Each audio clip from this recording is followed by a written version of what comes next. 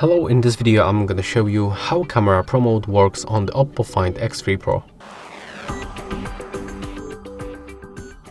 So all you have to do is just to go for the more modes and then select Pro mode. It appears just right here. There we go. And here we can click on the information icon in the right upper corner, so we can find the ISO level, the white balance and other parameters, the small preview, the small description of every parameter. And then let me show you how we can adjust the parameters. So on the ISO we got the slider with the manual adjustment and the automatic button. With the white balance it's the same. With the shutter speed the same. We can set it for 30 seconds.